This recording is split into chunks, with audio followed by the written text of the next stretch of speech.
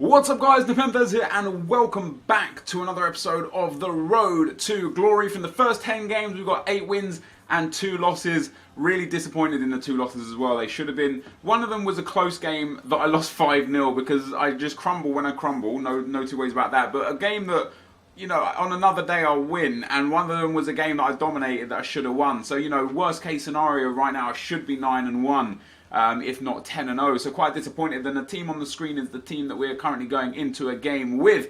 My aim this week, guys, this coming week between now and kind of the new year, is to fix this room, to get my desk put in, to get the lighting sorted. Like, look at that when I put my hand there. Look at the light on my hand, man. Look at that. Look at that. That's crazy. Look at my teeth.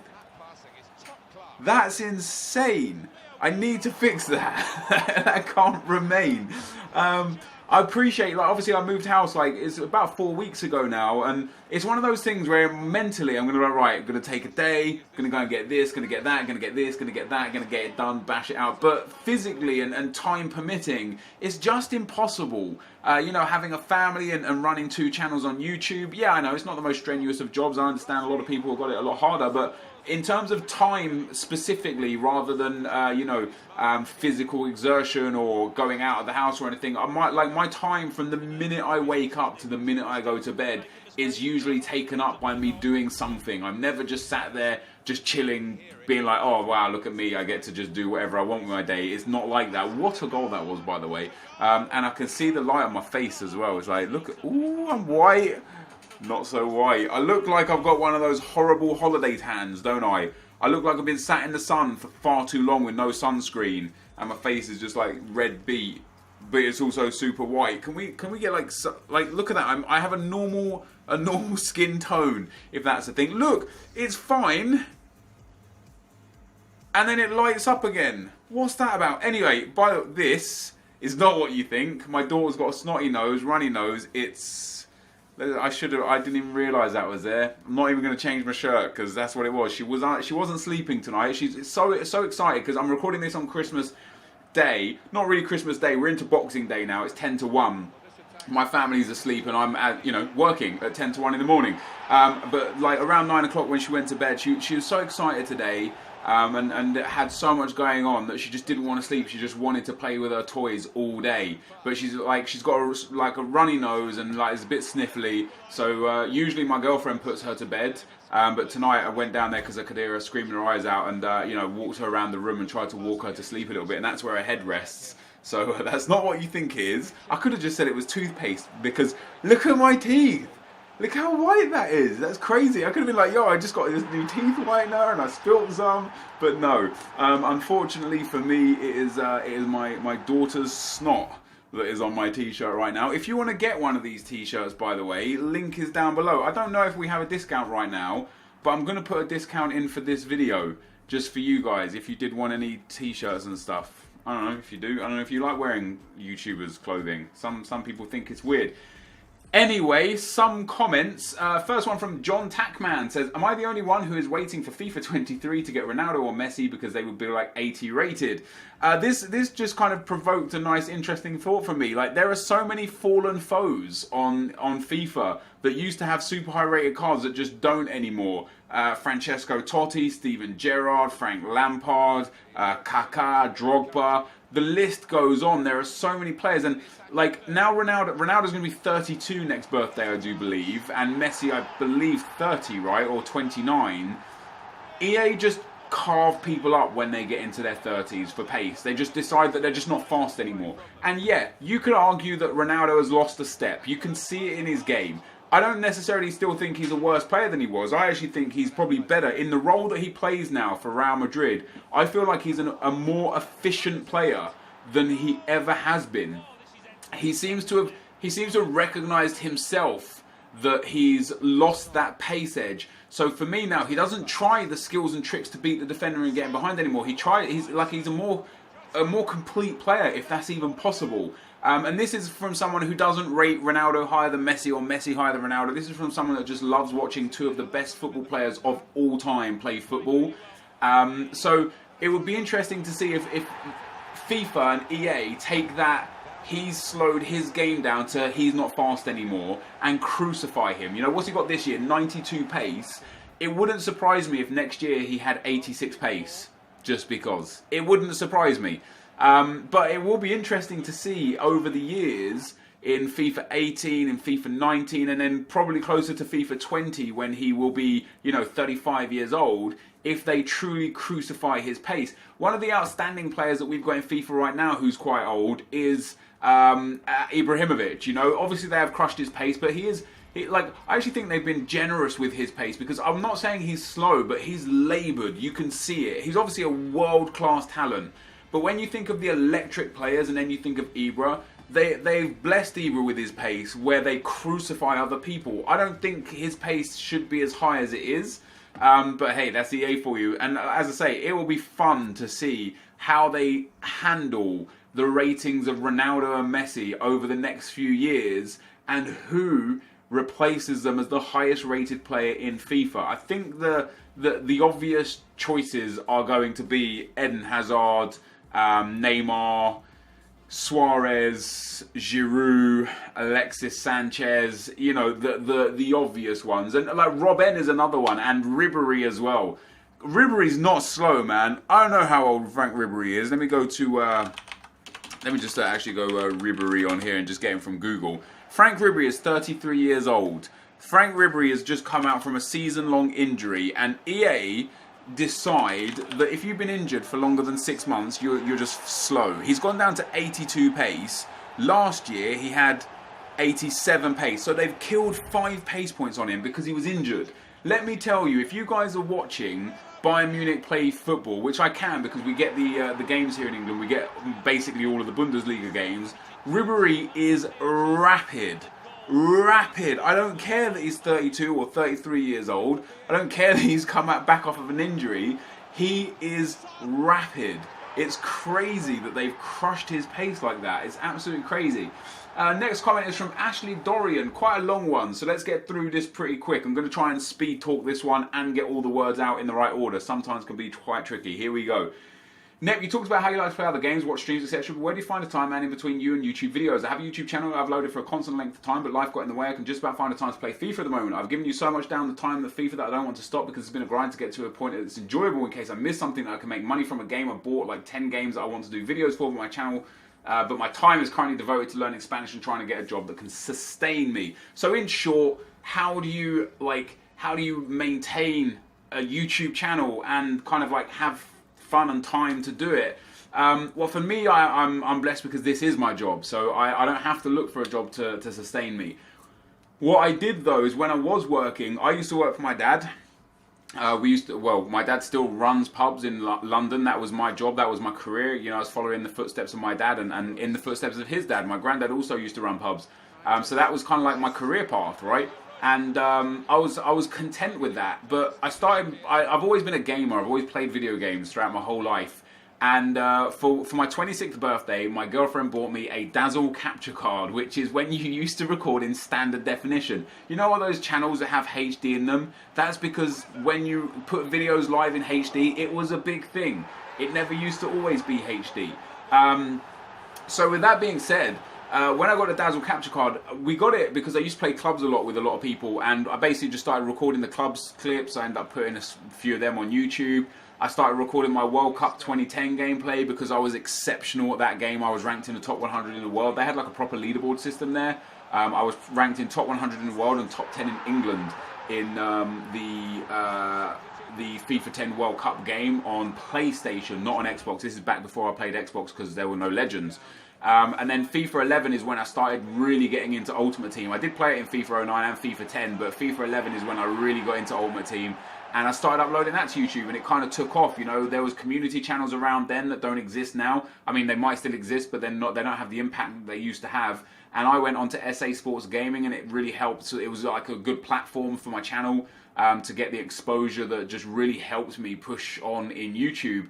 And I did that whilst working 12 to 16 hour days and also trying to, you know, manage a social life and run errands and stuff. I've talked about it before, and in brief, I'll say again. I used to get up at around 9 to 9:30 in the morning. I would leave my house at 10 o'clock. I'd be at work at 11 o'clock. I wouldn't leave work until around 12:30, sometimes 1 a.m. Well, sorry, 11:30, sometimes midnight, and I would get home 1 hour later, so around 12:30, sometimes 1 a.m. So I'd always be home at 1, and at that point it was errands, spending time with my girlfriend, you know, having some leisure time, and making YouTube videos before getting up again at around 9 or 9:30. So I literally had 8 hours in a day, every day, for 3 years before this became a full-time job for me, where I had to do everything for YouTube and to live my life outside of my work life. It's hard, man, but if you want it, if you really want it, you will make the necessary sacrifices to get it. And that's the only thing, that's the only advice I can give, really.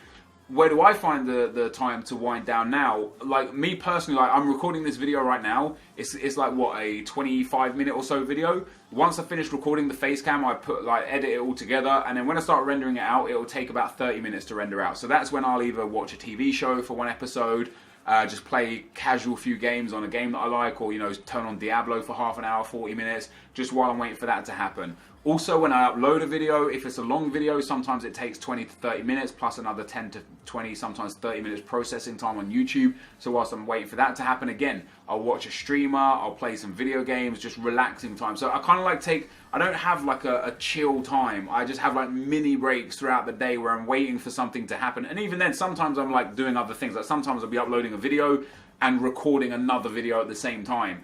And sometimes I'll be rendering a video and uploading a video and recording a video at the same time, and it can get difficult to juggle it all around.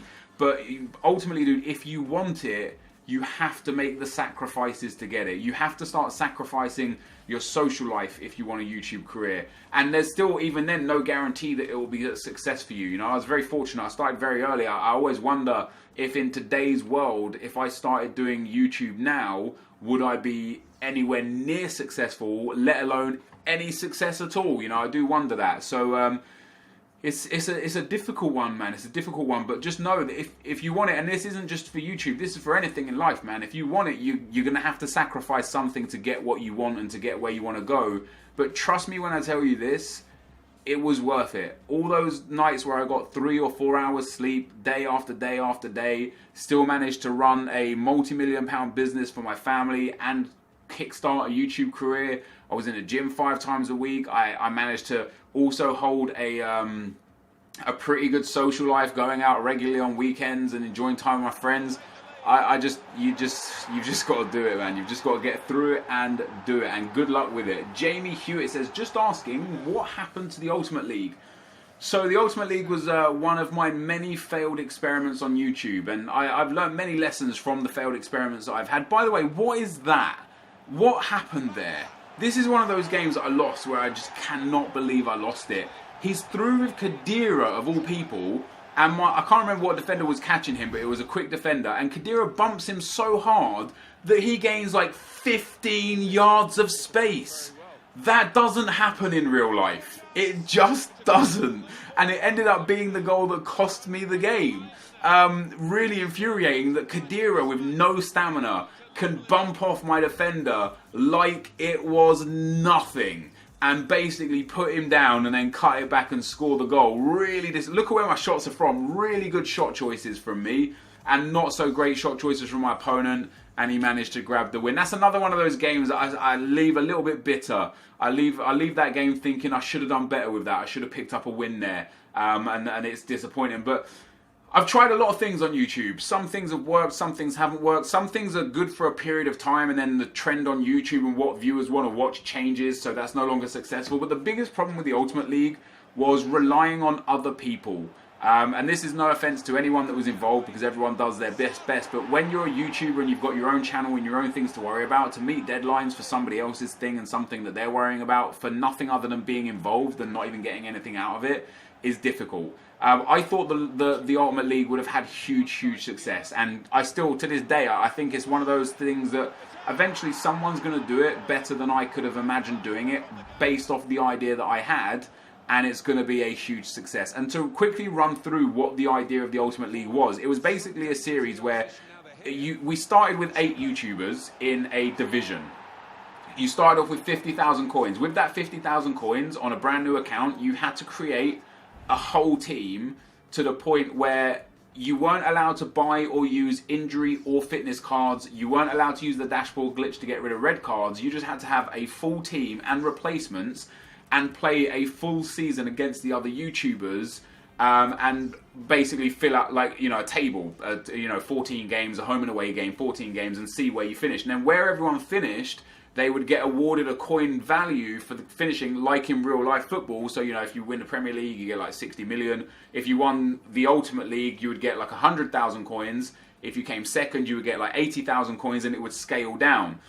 So then you could use that money to invest in your team and better your team. We would have a transfer window at the half point and the full point where you could make, you know, buy and sell more players, get rid of players that you're not enjoying, buy new players in, like a real world transfer market. And if it was successful, the aim was to then add a second and third division, get more YouTubers involved, and create an actual running league where it required nothing other than an initial set of 50,000 coins.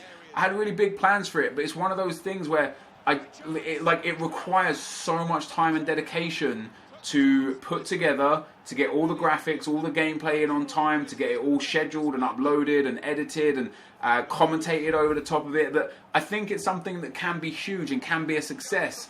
I just don't have the time for it. It's probably one of those projects that I'll start to take on if and when my YouTube career starts winding down, because I'll still have the contacts where I can go to someone and be like, hey, here's my idea. I'll take care of everything. You guys just got to play the games and send me the footage. That's probably when that sort of thing will take hold. Alternatively, if a company out there has, you know, funds and wants to be able to help me create websites and basically make it a professional looking thing, then hit me up, man, because I'm all ears. Like, I've got so many ideas of things to do. But yeah, the Ultimate League, basically, it just failed because we just, like, as a collective group of the 8 YouTubers that were involved, we didn't have the time to dedicate to the series at this moment in time, and that's sad. But it's one of those things. Hopefully, in the future, it can come back with a vengeance and be bigger and better than ever before. Taha Akbari says, Nep, I watch your videos every single day. I appreciate that, man. Thank you. I qualified for the weekend league, and out of 13 matches, I only won 2 because all of the players were Division 1 with Bales and Footmas SBC players, and I'm in Division 4. Love the content, and please continue. I'll say this, though, dude, because you seem to be a bit depressed with the fact that you only got 2 wins out of 13 games. There are many people that can't qualify. There are many people that are in Division 2 that can't qualify. Be happy with the fact that you got in, and use that as a benchmark to better yourself in the next weekend league that you're able to qualify for. This time around, you got 2 wins out of 13. Honestly, next time around, just focus yourself, you know, play the best gameplay that you know how, and see if you can improve that to 3 or maybe 4 wins out of the 13 games. At that point, you'll know that you're getting better, and there is nothing better than beating your previous weekend league. I've had some ups and downs. I've always floated around 27 to around 30 wins. And then one weekend I got 34 wins, and I was like, yes, let me keep this kind of, mentality and this kind of like growth going. Let me next weekend also try and get 34 wins or maybe 35 wins. And what happened? I went and got 28 wins consecutively, back-to-back 28-win weekends. And now here we are this weekend. We're having a good weekend, actually. It's not bad at all. But yeah, just use that as a platform to boost yourself and find yourself, getting better as a player. Now, in this game here, guys, we went 2-0 down. I felt like I was a better player. We scored a couple of late goals to get it back to 2-2. And then, furthermore, we scored an even later goal to go 3-2 up. My opponent had gone on like ultra defensive and tried to like close the game out. I love it when people do that against me, because that's usually when I score. Like, I struggle against Park the Bus in general if the game's 0-0, but when someone's behind and they're on Park the Bus, they just seem to fold, and I love it. But we end up winning that game. I don't know, you can see by the match stats there, I was, even in terms of shots, a lot of long shots from the pair of us, but I controlled the overall play of the game. I can't remember where that put us for the weekend league, but this is our 20th game now. The guy has Ronaldo, Benzema, Rodriguez, Modric, the red Donnarumma. I would assume that's a gold pool rather than an elite pool, or unless he just got, like me, super unlucky and got an 84 rated as his elite players. And this was again a game that I just absolutely controlled from start to finish. Really, really good play from me throughout the whole game. Kante there into Eden Hazard, bangs a long shot, lovely goal, 10 minutes in. And unfortunately in this game, this was a game where the last 5 minutes, much like the previous game where in the last 10 minutes I all of a sudden just started popping in the goals like it was nothing. In this game, in the last 10 minutes, look at this, 84th minute, I've got possession in his attacking third. The game's not offering me any opportunities to do anything. I lose possession of the ball, and before you know it, it's 1-1. Really poor. He plays one ball up the field, gets it into Ronaldo. Not too dangerous at this stage. My defence is set up pretty well. Like my left back and my left centre back start running off. I don't know why they went over to the left hand side, but they start running away from the play of the ball. He ends up getting back into the game, and at this stage I still wasn't worried. I was kind of sitting and thinking like, no problem, you know, I'm still in this game. But there you go. A couple minutes later, he ends up scoring another one. He started sending me abusive messages after beating me. I never understand that. I understand when people send you rage messages when they lose. I never understand when people send you rage or abusive messages when they win. He won the game. He scored 2 late goals with Ronaldo. I was gutted. I was absolutely gutted that I'd lost that game. At this point in FIFA, I believe we are 16-4 after our first 20 games.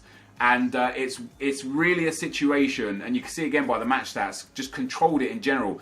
Not like clear-cut opportunities in the box, but good shots from outside the box. His 2 goals came from just inside the box.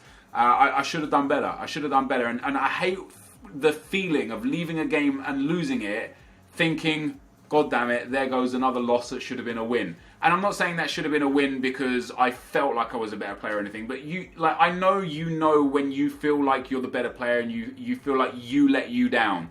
And I don't think my opponent did anything there to beat me. I literally just got sloppy and erratic, poor defending right at the very end of the game that ended up costing me the game and ultimately costing me the win. So we're 16-4 after the 20 game mark, which isn't bad. If you say to me at the start, you'll go 32 wins in the week, I'll say yes. So 16-4 is good because that's exactly half of it halfway through.